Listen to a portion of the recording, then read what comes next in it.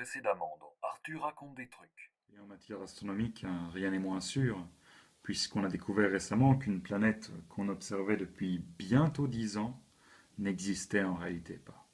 Mais ça, c'est une autre histoire. Depuis près de 10 ans, les astronomes observent une planète qui en réalité n'existe sans doute pas.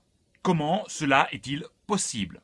Vous allez voir. Aujourd'hui, la boîte à thé, la pomme et la noix caramélisée dans la planète qui n'existait pas. Pam pam pam.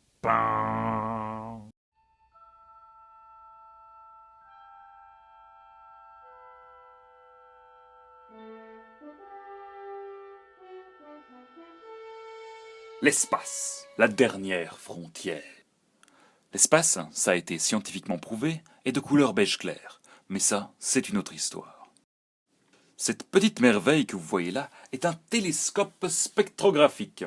Il en existe sur Terre et dans l'espace, et il cherche activement des exoplanètes. Ces planètes hors du système solaire qui pourraient elles aussi abriter la vie.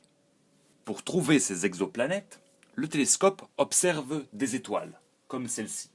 Regardez-la comme elle brille de mille feux. Nous l'appellerons Gliese 581. Parce que c'est cool, voilà. Et regardez, voilà une exoplanète dans son milieu naturel. Comme toutes les planètes bien sages, elle tourne autour de son étoile.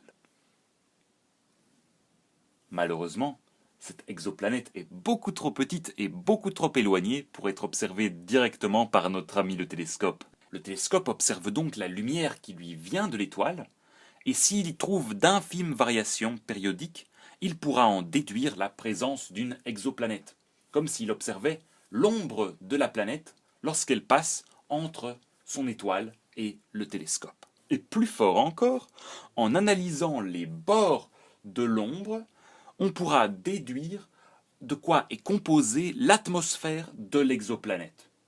C'est ainsi qu'en 2007, les scientifiques ont découvert, gravitant autour de Gliese 581, une exoplanète qu'ils appelèrent Gliese 581d. Je sais, nom très original. Malheureusement, il s'avère que les étoiles ne brillent pas uniformément, et elles ont souvent des taches qui brillent plus et d'autres qui brillent moins. C'est ainsi qu'un article paru l'an dernier dans le Science Magazine a montré que si on appliquait les variations lumineuses et magnétiques de Gliese 581 aux observations de l'exoplanète Gliese 581d, on pouvait en conclure que l'exoplanète n'existait en réalité pas. Voilà, du coup on a passé près de 10 ans à observer une tache sur une étoile en croyant que c'était une planète. C'était fascinant, n'est-ce pas? À très bientôt. Et surtout, Diftor et Smuzma.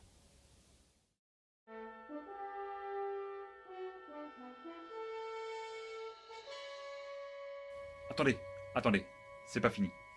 Salut à tous, on se retrouve ici dans la salle de montage pour une petite mise à jour sur la vidéo. En effet, très récemment, le 6 mars 2015, un article est sorti dans le Science Magazine qui critiquait grandement la première étude qui faisait disparaître Gliese 581d et considérait que Gliese 581d existait bel et bien et que la disparition postulée dans l'étude précédente n'était en réalité qu'un mauvais usage des données magnétiques et lumineuses de l'étoile. Voilà, le sujet reste donc fort controversé, on verra ce qui se passe par la suite et vous serez tenu au courant. Au revoir.